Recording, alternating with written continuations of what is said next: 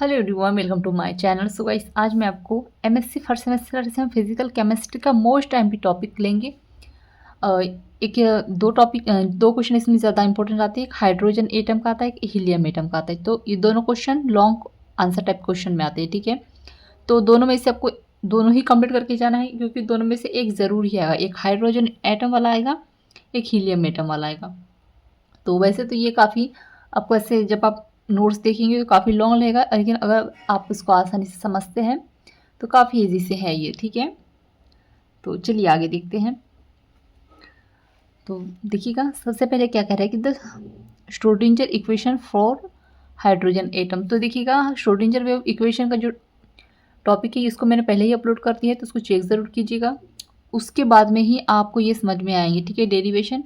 उससे पहले आपको ये समझ में नहीं आएंगे, इसलिए आपको क्या करना है, श्रोडिंजर वेव इक्वेशन का जो टॉपिक है उसको आपको अच्छे से कंप्लीट कर लेना है। आप कंप्लीट कीजिए, आपको रटना है, आप रट सकते हैं, जो करना है कीजिए, क्योंकि वो जो टॉपिक है मोस्ट टाइम टॉपिक है, ठीक है।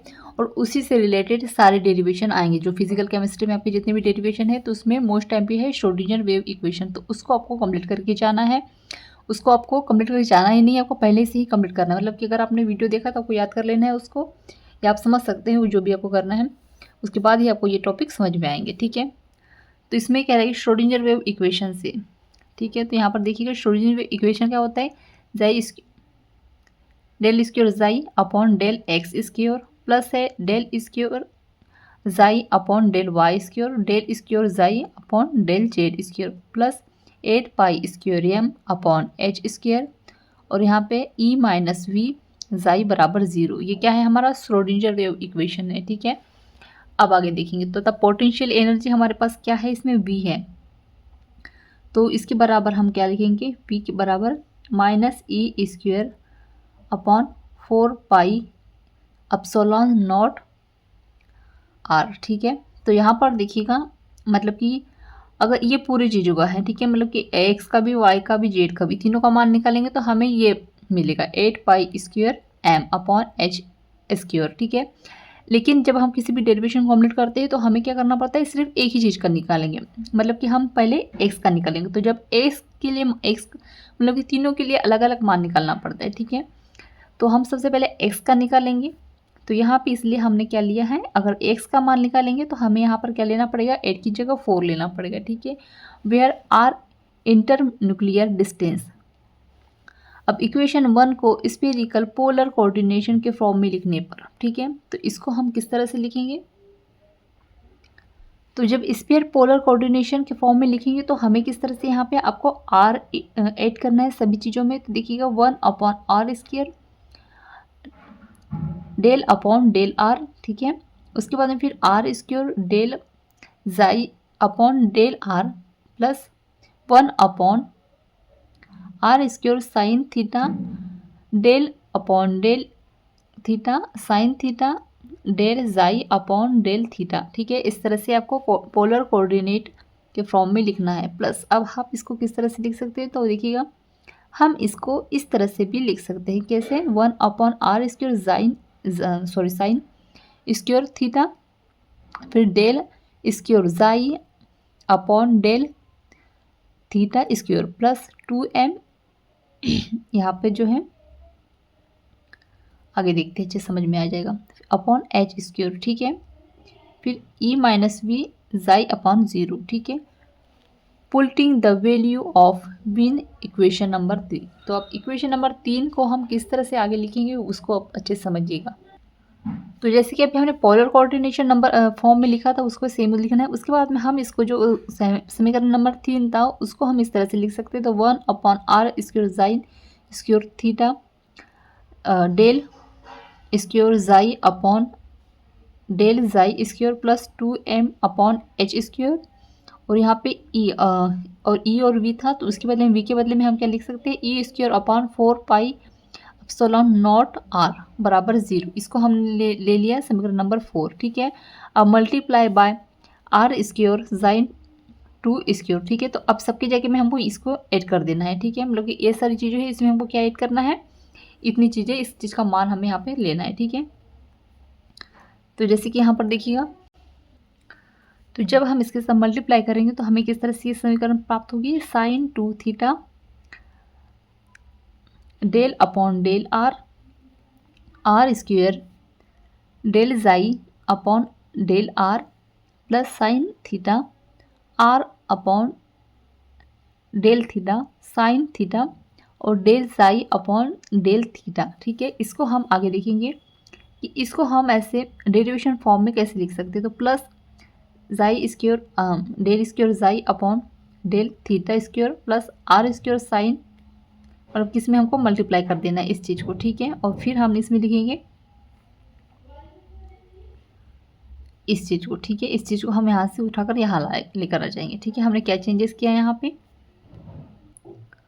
तो ये चीज़ें यहाँ आ गई। ठीक है, ये चीज़ें यहाँ आ गई और सेम का सेम इधर मल्टीप्लाई करेंगे तो ये प्लस से इधर मल्टीप्लाई वाले में आ जाएगा और सेम चीज़ हमने यहाँ रख ली। ठीक है, इसको नाम दे दिया हमने समीकरण नंबर 5। तो अब यहाँ पर देखिएगा, अब हम जाई के बदले में हम इसको लिख सकते हैं, इन चीज़ों को बराबर आर, मतलब कि ये क्या है, आपस में बराबर है। तो अब देखिएगा सेपरेशन ऑफ वेरिएट, तो यहाँ पर देखेंगे अब जैसे कि हमने यहाँ पे आर का मान ले लिया, ठीक है, फिर क्यू का ले लिया और थीटा का ले लिया। ठीक है, जाई बराबर हम इसको ले सकते हैं। ठीक है, इसी तरह से यहाँ पे आर का लेंगे, ठीक है, फिर थीटा का लेंगे, फिर क्यू का लेंगे। ठीक है, इस तरह से। तो देखिएगा हमने समझ में आ रहा है मैं क्या कह रही हूँ, इनको और इनको बराबर में रखना है। कैसे, तो देखिएगा जैसे ये आर है तो हमने इसको आर यहाँ पे ले लिया, फिर थीटा है यहाँ पे ले लिया और फिर जो ये इसको हमने यहाँ ले लिया। ठीक है, इतना है समझ में। उसी तरह से हम इसमें आर है तो हमने यहाँ ले लिया, यहाँ थीटा ले लिया, इस तरह से हम ये ले लिया और यहाँ पे हमने इस तरह से।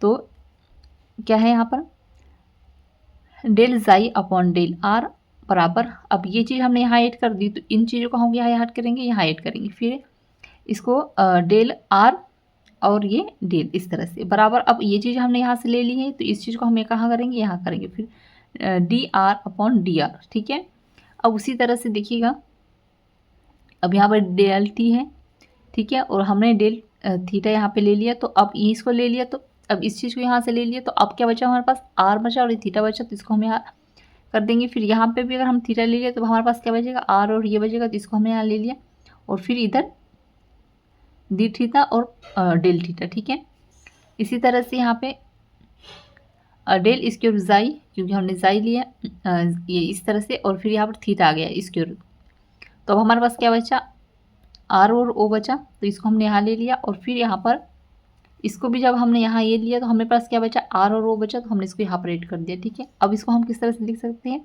D square theta D theta square. अब पुटिंग द वैल्यू ऑफ लिखेंगे, तो इन सब चीज़ों को, ये जो जितनी चीज़ें हैं हमने इसको यहाँ पर ऐड कर दिया। ठीक है, इक्वेशन नंबर 5 से। ठीक है, अब आगे देखते हैं। अब इक्वेशन नंबर 5 से जो हमारे पास जो मान रखे हुए थे, जो पुटिंग वैल्यू है, देखिएगा इक्वेशन नंबर 5 में हमको ये वाली जो वैल्यूज है इनको ऐड करना है। ठीक है, आया समझ में। तो हम जब इसको करेंगे तो हमें क्या मिलेगा, यहाँ पर समीकरण नंबर 9 प्राप्त होगा। ठीक है, आप इसके बाद में derivated by R Q theta, तो यहाँ पर देखिएगा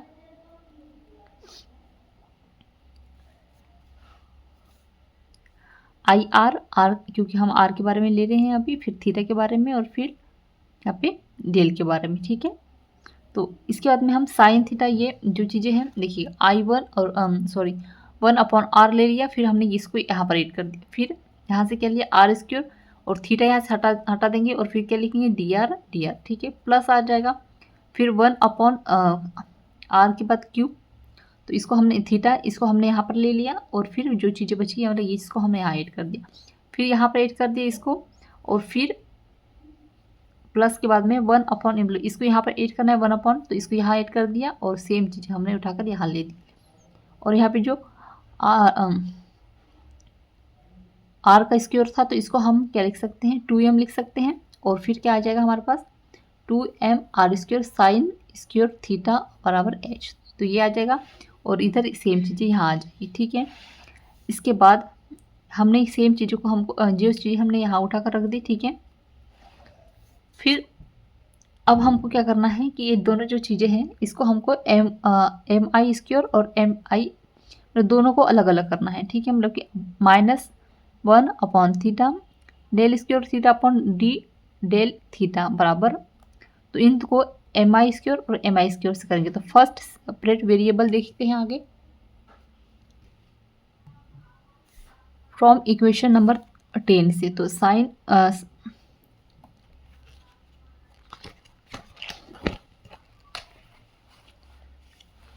जो समीकरण नंबर हमारा 10 है इसको ध्यान में रखते हुए हम क्या करेंगे, समीकरण 13 कंप्लीट करेंगे, ठीक है। तो जो समीकरण 10 के जो मान थे उसको हमने कहाँ ऐड कर दिए हैं, यहाँ ऐड कर दिए हैं, ठीक है।